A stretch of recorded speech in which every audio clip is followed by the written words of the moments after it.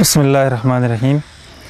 आज की नशिस्त में मुख्तसर सी इस नशिस्त में हज़रत उमर बिन अब्दुल अज़ीज़ रहमतुल्लाह अलैह के बारे में चंद गुज़ारिशात अर्ज़ करूँगा।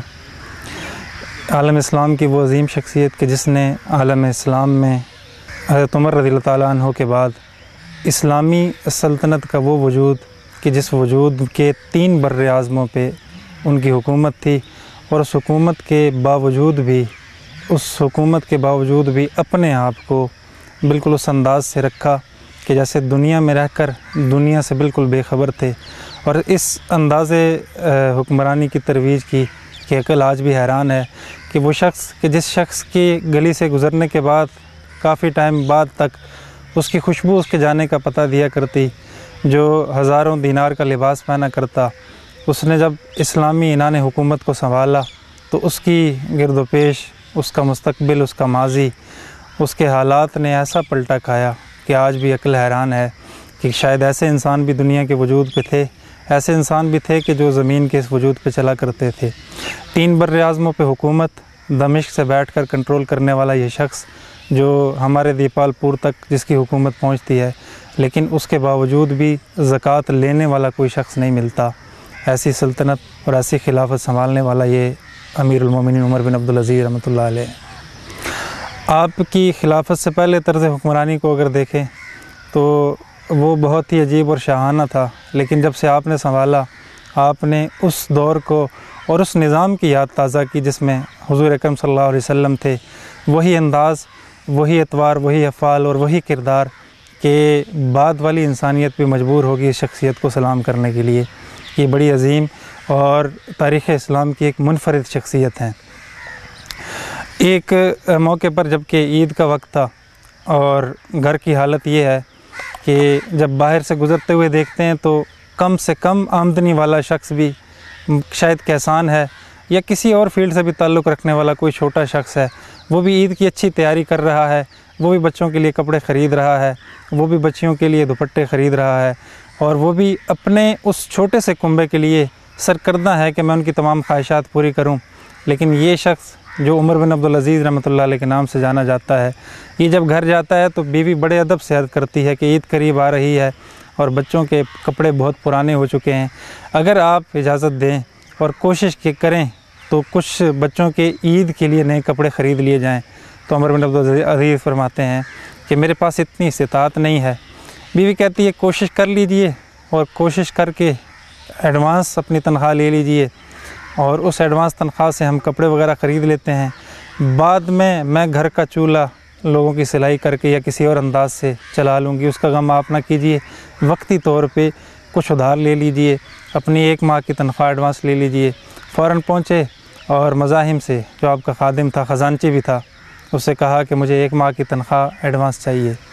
ज़रा हैरत से सुनिएगा ये लफ्ज़ कि वो मज़ाहिम, वो नौकर, वो खादिम ये कहता है कि अमीरुल मोमिनीन उमर बिन अब्दुल अज़ीज़, मुझे ये गारंटी लिख कर दीजिए कि 1 माह तक आप ज़िंदा रहेंगे और 1 माह तक आपकी सांसें आपसे वफ़ा करेंगी, तो मैं फिर उस शर्त पे आपको तनख्वाह दे देता हूँ। अगर आपको यकीन नहीं है तो फिर आप मुझसे 1 माह की तनख्वाह मत लीजिए। ये सुनना था, वापस पलटे, कहा कि मुझे उम्मीद नहीं है कि मेरी अगली सांस भी मेरे साथ वफ़ा करेगी, मैं इस उम्मीद पे नहीं ले सकता। वापस आकर बीवी से माज़रत की।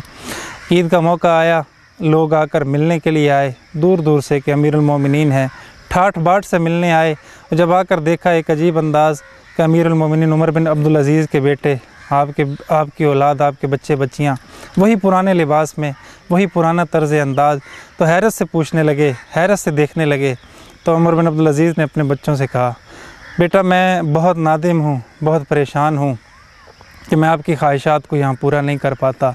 तो बेटे अब्दुल मालिक ने कहा, अब्बा जान हमें इस बात पे फ़ख्र है, आप ये मत सोचिए कि आज आपका सर झुक रहा है और आपका अंदाज़ ये है कि लोग आप पे उंगलियां उठा रहे हैं कि अमीरुल मोमिनीन के बच्चे होकर इस अंदाज से चल रहे हैं। अब्बा जान आप गम न कीजिए, आपने तो हमारा सर फ़ख्र से ऊंचा कर दिया है कि हमारे वजूद को हराम माल से बचाया है। اور یہی عمر بن عبدالعزیز سے جب کسی مصاحب نے یہ شکایت کی کہ لوگ کیا کیا بنا رہے ہیں، آپ عنان سلطنت میں ہیں، آپ کے ہاتھ میں باغ ڈور ہے، اگر آپ کہیں بہت کچھ بنا سکتے ہیں اپنی اولاد کے لیے اور بہت کچھ چھوڑ کر جا سکتے ہیں، اور اگر نہیں بنائیں گے تو یہ بعد میں غم کریں گے، بڑے مسائل پیدا ہوں گے۔ ایک عمومی جو اصطلاح ہے وہ ان کے سامنے بھی پیش کی، اور آپ نے فرمایا، جواباً یہ عرض کیا کہ میں اپنے بچوں کو حرام نہیں کھلا سکتا، جتنا مجھ سے ہو سکتا تھا وہ ہوا، حلال اتنا ہی تھا، اس سے زائد حلال نہیں تھا، اور حرام سے میں نے اپنے بچوں کو بچایا۔ اگر یہ حلال وفا کرے گا تو انشاءاللہ کبھی پریشان یا غم نہیں کریں گے۔ یہی عمر بن عبدالعزیز ہیں کہ ایک موقع پر جب آپ اپنے گھر میں تھے، کوئی عورت آپ سے اپنی التجا کے لیے آئی، اور آپ کے دونوں پاؤں مٹی کے غارے میں ہیں اور آپ کیا لیا بیٹھی ہیں، اس سے آ کر وہ عرض کرتی ہے میری یہ حاجت ہے، اس حاجت کو پورا کیجئے۔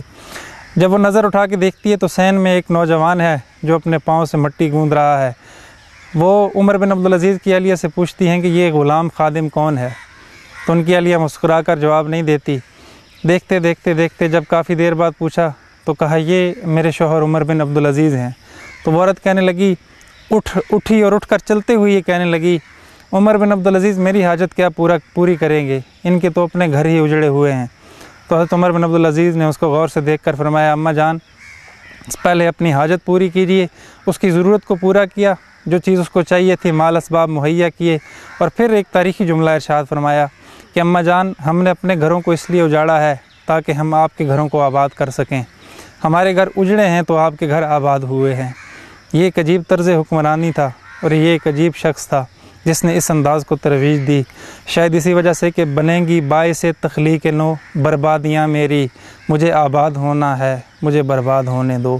اللہ ہمیں بھی ان کی سنت پہ، ان کے طریقوں پہ عمل کی توفیق عطا فرمائے۔ وآخر دعوانا ان الحمدللہ رب العالمین۔